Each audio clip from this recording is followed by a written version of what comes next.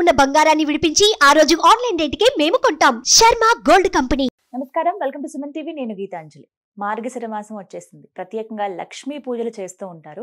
అయితే మొదటి మార్గశిర గురువారం 5వ తారీఖున వచ్చిందండి. ఆ రోజున పూజ ఏ విధంగా చేయాలి, అలాగే లక్ష్మీ అమ్మవారిని ఎలా కొలుచుకోవాలి, ఆ రోజు పెట్టవలసిన నైవేద్యం కావచ్చు, పూజా విధానం కానీ, అలాగే పూజ చేసిన తర్వాత వాటిని ఏం చేయాలి, ఎందుకంటే మర్నాడు మళ్ళీ శుక్రవారం వచ్చింది కాబట్టి ఆ రోజున అమ్మవారిని కదిపి వచ్చేలా రకరకాల సందేహాలు మనకుంటాయి. ప్రత్యేకంగా చెప్తారు ఆ రోజున ఒక కథ అనేది మనం వినాలి, లేకుంటే మనకి అందుబాటులో ఉంటే కనుక అది చదువుకోవాలి అమ్మవారిని పూజించిన తర్వాత అని అంటారు. అదే చాలా అరుదుగా దొరుకుతుంటాయి మన శాస్త్రాల్లో ఉన్నటువంటివి. మనం ఎవరి ద్వారానో విని కానీ ఇవి తెలుసుకోలేము. అలాంటి ఒక అరుదైన అతి ముఖ్యమైన కథ లక్ష్మీ అమ్మవారికి సంబంధించి ఈ వీడియోలో మనకి వివరించబోతున్నారు బ్రహ్మశ్రీ నందిభట్ల శ్రీహరి శర్మ గురువు గారు, ప్రముఖ జ్యోతిష్యులు. వారితో మాట్లాడి వివరాలు తెలుసుకుందాం. గురుగారు నమస్కారం అండి. వాగర్థావివ సంపృక్తౌ వాగర్థ ప్రతిపత్తయే జగతః పితరౌ వందే పార్వతీ పరమేశ్వరౌ. సదాశివసమారంభాం శంకరాచార్య మధ్యమాం అస్మదాచార్య పర్యంతం వందే గురు పరంపరాం. ఆదిత్యాయ చ సోమాయ మంగళాయ బుధాయ చ గురుశుక్ర శనిభ్యశ్చ రాహవే కేతవే నమః. శృంగేరి జగద్గురు పీఠాధిపతులకి, కంచి పీఠాధిపతులకి నమస్కారములు తెలియజేసుకుంటూ కార్యక్రమాన్ని ప్రారంభిద్దాం. మార్గశిర గురువారం మొదటిదండి, అంటే మొత్తం 4 ఈ మాసంలో మనం చూస్తున్నాం గురుగారు. అయితే 5వ తారీఖున మార్గశిర గురువారం, అందులోనూ లక్ష్మీ అమ్మవారిని చాలా చక్కగా పూజ చేసుకుంటూ ఉంటాం. ఆ రోజు విశిష్టత ఏంటో వివరించండి, అలాగే అమ్మవారిని ఏ విధంగా పూజించుకోవాలి. మార్గశిర మాసం మనకు భగవద్గీతలో కూడా విభూతి యోగంలో శ్రీకృష్ణ భగవానుల వారు ఏం చెప్పారంటే, అన్ని మాసాలలోకెల్లా మాసానాం మార్గశీర్షోహం అంటే మార్గశీర్షమే నేను, మార్గశిర మాసము నేను అని చెప్పడం జరిగింది. కాబట్టి ఇక్కడ వీక్షించేటువంటి ప్రేక్షకుల్లో మనకు కార్తీక మాసం శివకేశవులకి, శ్రావణ మాసం లక్ష్మీ అమ్మవారికి ఎలా అయితే మనం ఆరాధనోత్సవాలు, భాద్రపద మాసం పితృదేవతలకి, ఆశ్వీజ మాసం దుర్గా అమ్మవారికి ఏ విధంగానైతే మనం చేసుకున్నామో, ప్రత్యేకించి లక్ష్మీ అమ్మవారి కోసం చెప్పబడినటువంటి వ్రత నియమము ఈ మార్గశిర మాస లక్ష్మీ వార వ్రతం అంటారు. అంటే ఎందుకు గురువారం లక్ష్మీవారం అంటాం, శుక్రవారం ఎందుకు అనము అనంటే నవగ్రహాలలో ధనకారకుడు గురువు. కాబట్టి అట్టి గురువుకి సంబంధించిన వారం గురువారం రోజున ప్రత్యేకించి లక్ష్మీ యొక్క వారముగా చెప్పబడింది. లక్ష్మీవార వ్రతం అనేటువంటిది ఈ గురువారం నాడే చెయ్యాలని మనకు శాస్త్ర ప్రమాణము. కాబట్టి ఈ వ్రతాన్ని అందరూ కూడా ఆచరించవచ్చునమ్మా. అయితే ముఖ్యంగా ఈ లక్ష్మీవార వ్రతాన్ని ఎవరైతే ఆచరిస్తారో వాళ్ళకి సిరి సంపదలకి లోటు ఉండదు. భర్త యొక్క ప్రేమ అనురాగాలు వారికి ఖచ్చితంగా కలుగుతాయి. ఇంకా ముఖ్యంగా వివాహం కాని అమ్మాయిలు ఉంటారు కదమ్మా, ఆ వివాహం కాని అమ్మాయిలకి చక్కటి సుగుణవంతుడైనటువంటి, ధనవంతుడైనటువంటి, భోగ ఇంటిలో అనగా భోగవంతుడైనటువంటి ఇంట్లో కోడలిగా వెళుతుంది. కాబట్టి అన్ని రకాలుగా సౌభాగ్యంగా ఉంటుంది. ఈ సంబంధించినటువంటి లక్ష్మీవార వ్రతం విధానం ఎలా చేయాలి అనుకున్నప్పుడు ముఖ్యంగా గురువారం రోజున ఎవరైనా కానీ ఈ స్త్రీమూర్తి చెయ్యాలనుకునేటువంటి కన్య కానీ స్త్రీమూర్తి కానీ పొద్దున్నే 3 గంటల బ్రహ్మ ముహూర్త కాలం కల్లా లేవాలి. లేచి చక్కగా ఇల్లంతా కూడాను శుభ్రపరచుకోవాలమ్మా. గోపంచకము, పసుపు, గళ్ళ ఉప్పు మంచినీటిలో వేసి వాటితో ఇల్లంతా కూడా ముందుగా ఇల్లంతా ఉడికేసేసి తర్వాత చక్కగా ఆ నీటితో శుభ్రపరచుకోవాలి ఇల్లంతా, పూజా మందిరంతో సహా. ఆ రోజునే చేసుకోవాలండి, ముందు రోజు చేసుకున్నా పర్వాలేదా? ముందు రోజు చేసుకున్నా పర్వాలేదు, కానీ ఆ రోజునే లేచి చేసుకున్నా పర్వాలేదు, ఎటువంటి ఇబ్బంది ఏమీ లేదమ్మా. అయితే ఎలా ఉండాలి అని అంటే, ఆ చేసుకోదలిచినటువంటి కన్య కానీ ఆ గురువార వ్రతం భార్య అయినా కానీ భార్యాభర్తలు అందరూ కూడా సంతోషంగా ఉండాలట. అయ్యో ఎందుకు చేసుకుంటున్నామనే భావన లేకుండా ఉత్సాహంతో నేను అమ్మవారి అనుగ్రహం పొందడం కోసం చేస్తున్నానని చెప్పి ఉత్సాహంతో చేసుకోవాలట. ఎక్కడా కూడా కించిత్ లేశ మాత్రమైనా కానీ బాధపడకూడదట. ఇక తరువాత ఆ స్త్రీమూర్తి లేచిన దారభ్యత విధంగా ఇల్లు శుభ్రపరచుకొని ముందు రోజు అనగా 5వ తారీఖు గురువారం కదమ్మా, 4వ తారీఖు రోజున ముందు రోజు తలంటి స్నానం చేయాలి. షాంపూలు వాడకుండా కుంకుడుకాయ రసముతో, శీకాకాయ రసముతో స్నానం ఆచరించాలి ఆ స్త్రీమూర్తి. ఇక కేవలం చన్నీటిని మాత్రమే శిరస్సున వేసుకోవాలి. ఓపిక లేని వాళ్ళు వేడి నీటి పెట్టుకోవచ్చు. ఆ విధంగా కేవలం సబ్బు, షాంపూ ఎటువంటిది లేకుండా, తలని పట్టించకుండా కేవలం తలమించి స్నానం ఆచరించేసి చక్కగా పసుపు రాసుకొని ఆ యొక్క పూజా మందిరాన్ని సిద్ధం చేసుకోవాలి. పూజా మందిరం సిద్ధం చేసుకునేటువంటి సందర్భంలో చక్కగా గోడకు పెట్టుకుంటారు కదమ్మా, గోడకి శ్రీకారము స్వస్తికో ఓంకారము రాసి ఒక పీట అనగా అమ్మవారి లక్ష్మీనారాయణుడి యొక్క చిత్రపటం పెట్టుకోవాలి. కేవలం లక్ష్మీ అమ్మవారిని పెట్టకూడదు. వీక్షించేటువంటి ప్రేక్షకులు గమనించాల్సింది ఏంటంటే, ఇక లక్ష్మీ పూజ చేసుకుంటున్నాం కదా అని చెప్పి లక్ష్మీ అమ్మవారిని పెట్టుకుంటారమ్మా. లక్ష్మీ అమ్మవారి కాదు, నారాయణుతో సహమైనటువంటి అనగా నారాయణుతో కూడి ఉన్నటువంటి లక్ష్మీ అమ్మవారి చిత్రపటాన్ని పెట్టుకోవాలి. ఆ చిత్రపటం పెట్టుకొని ముందర కలశం పెట్టుకోగలిగేటువంటి ప్లేస్ ఉన్న పీటని మీరు చేసుకోవాలి. ఒకవేళ పీట లేదనుకున్నప్పుడు మామూలుగా ఒక చక్కటి తెల్లటి చిన్నపాటి పంచ మన గుడ్డ పెట్టుకోవచ్చు, చిన్న టవల్ అనేటువంటిది తెల్లది వస్త్రం పెట్టవచ్చు. ఇక ఆ అమ్మవారి ఫోటోకి అలంకారం చేసి పీట పెట్టుకుంటే 8 దిక్కులా కూడా అలంకారం చేసి ఆ పీట అంతా కూడా చక్కగా పసుపుతో అలికి, తర్వాత ఆ పీట మధ్యలో అష్టదళ పద్మం వేసి ఆ యొక్క అష్టదళ పద్మం మీద ఎర్రటి గుడ్డ గాని పసుపు గుడ్డ గాని పరిచి, అప్పుడు కొంత కలశం పెట్టేటువంటి దగ్గర కొంత బియ్యం ఒక వృత్తాకారంలో రౌండ్ షేప్ లో బియ్యాన్ని ఒక రాశిగా పోసి దాని మీద కలశం పెట్టాలి. కలశం పెట్టిన తర్వాత ఆ కలశంలో మీకు దగ్గరలో అందుబాటులో దొరికేటువంటి 5 చెట్ల యొక్క ఆకులను పెట్టవచ్చు. అనగా జామకాయ, సీతాకాయ, మారేడుకాయ ఆకులు ఉంటాయి కదా, కొమ్మలు అవి తీసుకోవచ్చు. లేదా పంచపల్లవాళ్ళు మర్రి, మేడి, జువ్వి, రావి, మోదుగా ఈ 5 వృక్షాలకు సంబంధించిన ఈ అందుబాటులో ఉండేటువంటి వాటినే కానీ ఆ వేసిన తర్వాత అందులో ఆ రాగి చెంబులో, ఎందుకంటే రాగి చెంబే వాడాలమ్మా, రాగి చెంబు లేకపోతే మనం ఇత్తడిది వాడొచ్చు, వెండిది వాడొచ్చు, బంగారం శక్తి ఉంటే బంగారు చెంబు వాడొచ్చు, ఏమీ లేని వాళ్ళు కుండైనా కానీ వాడొచ్చు. చిన్నపాటి ముంత మట్టి చిన్నపాటి మట్టితో చేసిన కుండ లాంటిది చిన్నది. ఇక అందులో ఒక పోక చెక్క, వెండిది చిన్న ముక్క, బంగారంది చిన్న ముక్క, ఒక 1/4 గ్రాము కూడా అవసరం లేదు, చిన్న ముక్క అంటే దొరుకుతుంది.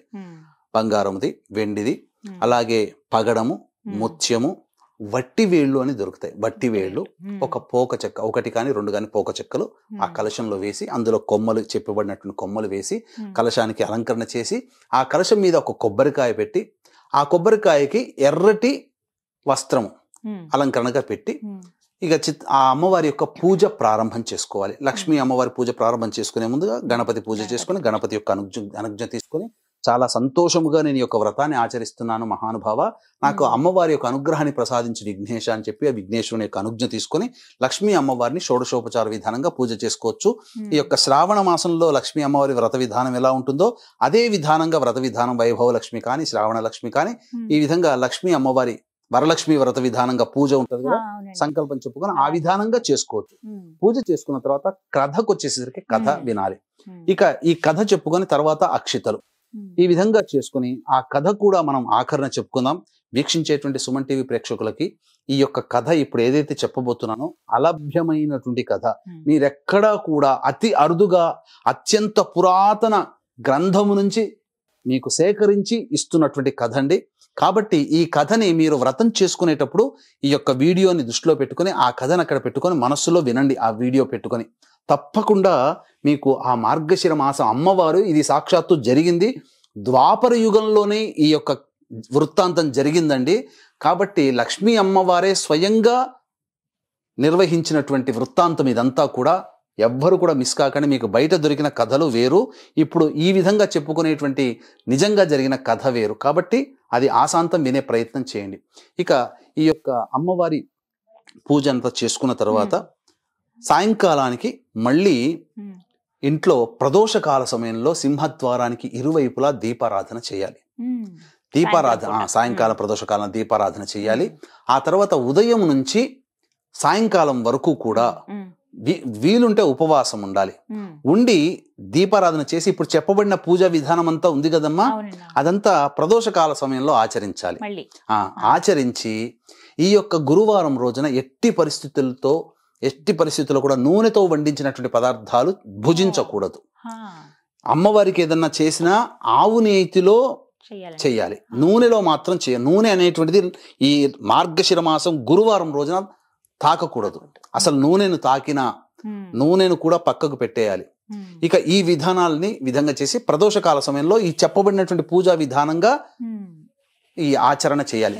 చేసి ఉపవాసం ఉంటారు కదా ఆడవాళ్ళు, తెల్లవారి ఆ యొక్క నైవేద్యం అంతా పెట్టి రాత్రి భోజనం చేసి మళ్ళీ తెల్లారి శుక్రవారం ఉంటుంది కదా, ఆ శుక్రవారం రోజున మళ్ళీ స్నానం ఆచరించి మళ్ళీ దీపారాధన చేసి అప్పుడు ఆ యొక్క కలశంలో ఉన్నటువంటి ఆ పూజ చేసిన విధానంలో అప్పుడు ఉద్వాసన చెప్పాలి. చెప్పి ఆ విధంగా పూజ పూర్తి చేసుకోవాలి. శుక్రవారం అయినా ఆ రోజు ఉద్వాసన చెప్పుకోవచ్చమ్మా. అయితే అందులో మీరు వేయమన్నారు కదండి, చిన్న బంగారం, వెండి, అలాగే పోక చెక్కలు, పగడం, ఇవన్నీ వేయమన్నారు కదా, మరి వాటిని ఏం చేయాలి? ఆ రోజున ఆ పూజ విధానం అంతా ఉంది కదమ్మా, ఆ రోజున ఆ నీళ్లు అవన్నీ కూడా ఎవరి తొక్కని ప్లేస్ లో వేసేసి పోక చెక్క మినహా, వట్టివేళ్లు మినహా మిగిలిన బంగారము, వెండి, ఇవన్నీ పగడము, ముత్యం ఇవన్నీ ఉన్నాయి కదా, అవి మళ్ళీ భద్రపరుచుకొని మళ్ళీ 2వ గురువారానికి చేసుకోవాలమ్మా. చేసుకోవాలి. ఆ విధంగా 3-4 గురువారాలు కూడా ఆ వాటిని వాడవచ్చు. కాకపోతే ఇక్కడ కొన్ని నియమాలు అనేటువంటివి పాటించాలమ్మా స్త్రీమూర్తి. ఏంటండి ఆ రోజు నియమాలు పాటించేటప్పుడు ముఖ్యంగా ఎప్పుడు కూడా కోపం అనేటువంటిది ఉండకూడదు, విసుగు అనేటువంటిది ఉండకూడదు. అత్తమామల్ని గౌరవంగా చూడాలి, భర్తని ప్రేమగా చూడాలి, కడుపున పుట్టిన సంతానం అయినా కానీ కోపగించుకోకూడదు. ఇది నియమం. ఆ రోజున ఎటువంటి పరిస్థితుల్లో కూడా కోపం అనేది రాకూడదు. ఇక ముఖ్యంగా ఆ ఇంట్లో ఆ గురువారం వ్రతం చేసేటువంటి రోజున ఇక మురికి బట్టలు అంటూ ఉండకూడదమ్మా.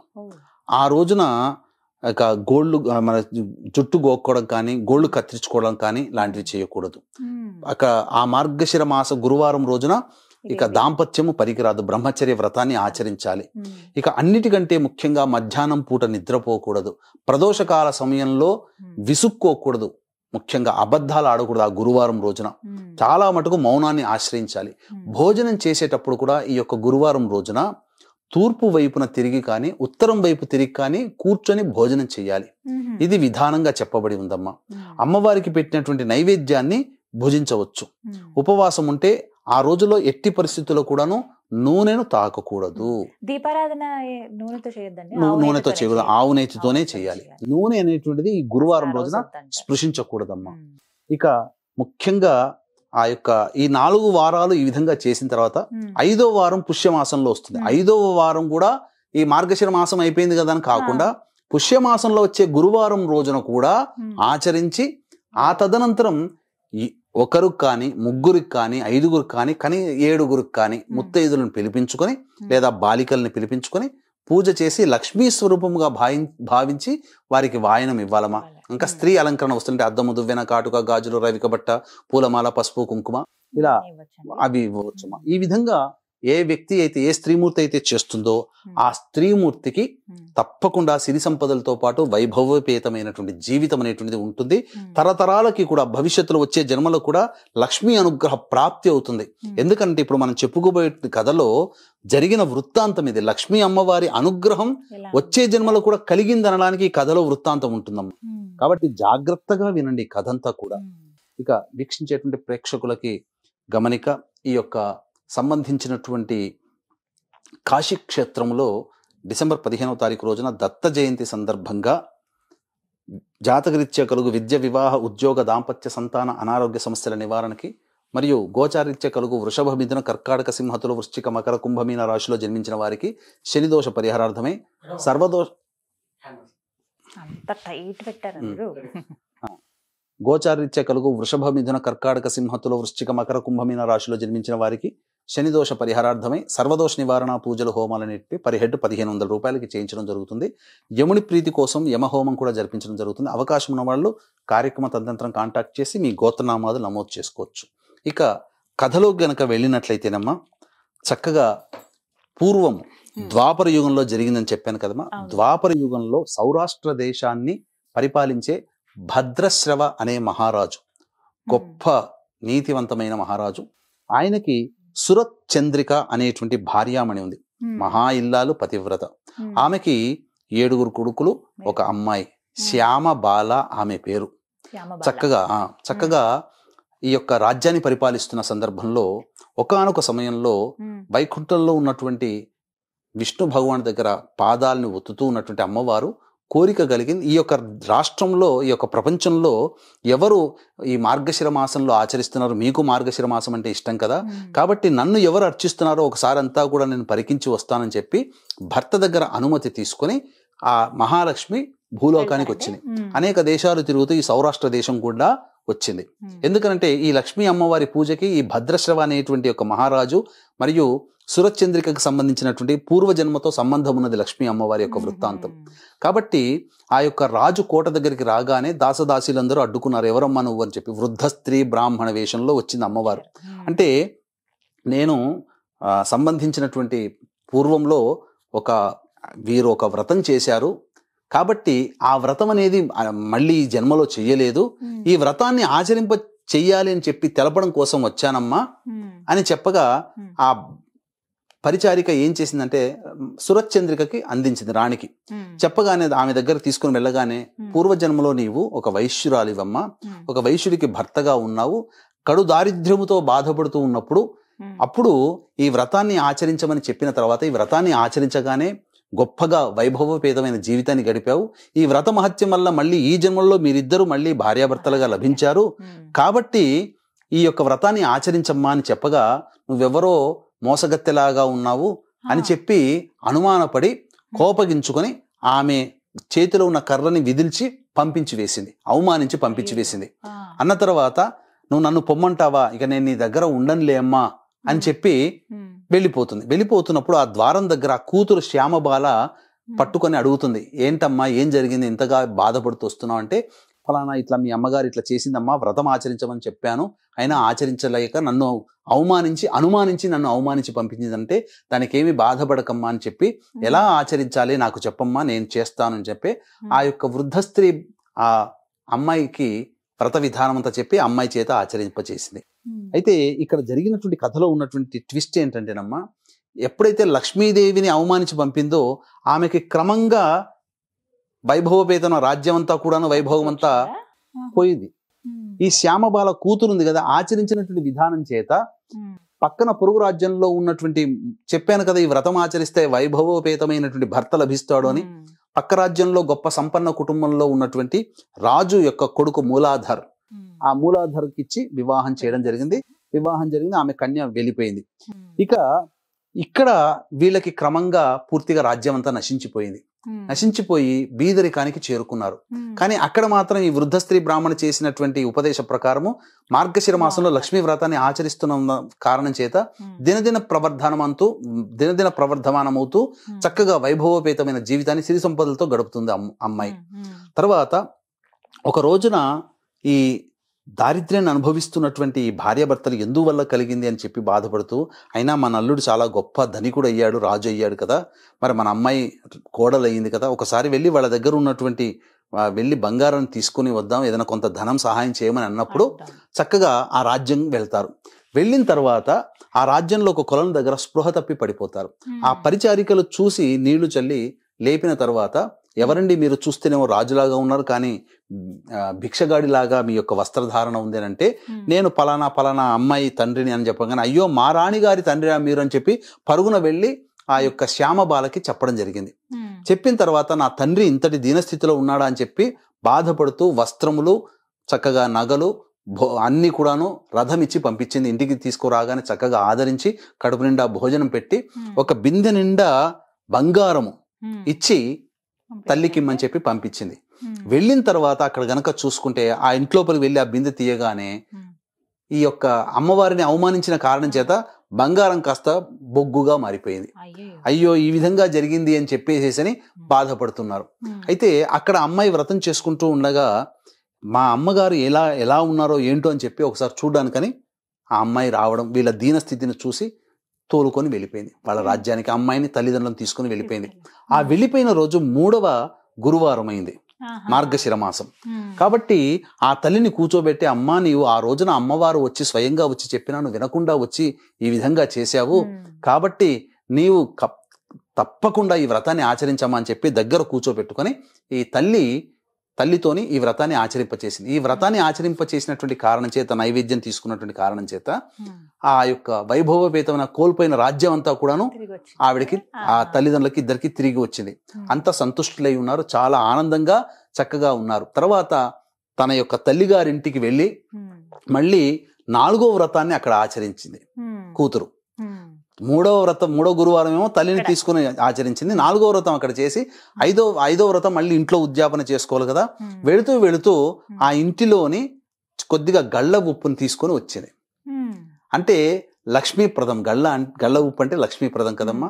తర్వాత ఆ విధంగా భర్త భోజనం చేస్తున్నప్పుడు అంత చప్పగా ఉంది ఏంటి పదార్థాలు అని చెప్పి అని అంటుంటే, ఇంట్లోంచి తల్లిగారి ఇంట్లోంచి తీసుకుని వచ్చినటువంటి ఆ యొక్క గళ్ళ ఉప్పుని కొద్దిగా వేయగానే అది పంచభక్ష పరమాన్నమైనటువంటి మంచి షడ్రుచులతో సమానమైనటువంటి భోజనం చేయడం జరిగింది అప్పుడు.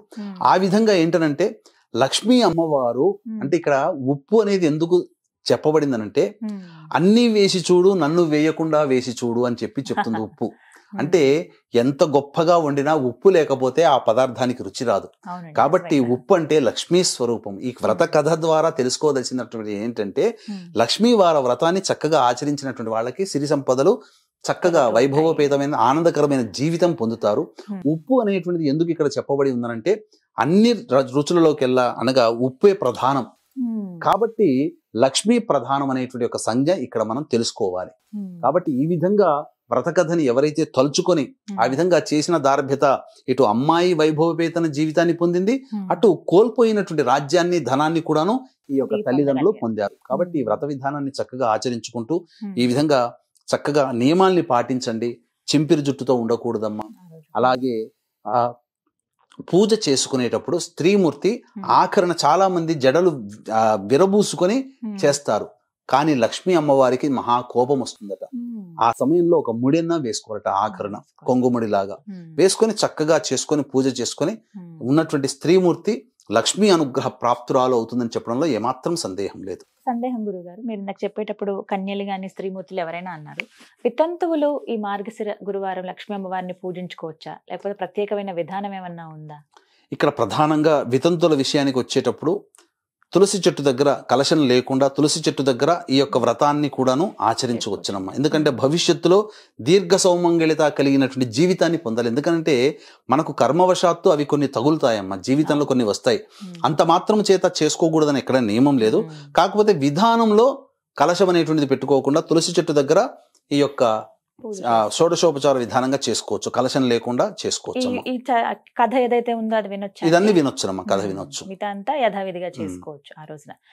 ఇప్పుడు నూనె తగలద్దు అన్నారు కదండి, ఎటువంటి నైవేద్యం పెట్టాలి మరి అమ్మవారికి? ఏదైనా కానీ ఆవు నేతిలో వేయించినటువంటి ఈ యొక్క మొదటి గురువారం రోజున పులగం నైవేద్యంగా పెట్టాలి. పులగం వండేటప్పుడు కూడా ఆవు నేతే ఉండాలి. తాలింపు పెడతాం, ఆవు నేతితో పెట్టాలి.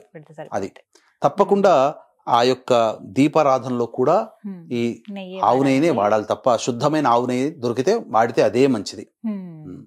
లక్ష్మి ఫోటో అన్నారు కాబట్టి లక్ష్మీదేవి విష్ణుమూర్తి ఇద్దరు ఉన్నది తీసుకోవాలమ్మా. లక్ష్మీనారాయణుని మొదలుగా నారాయణుని అర్చించుకొని తర్వాత ఈ విధంగా చేయాలి. తర్వాత ఏంటంటే శుక్రవారం రోజున శ్రవణ నక్షత్రం వస్తుంది.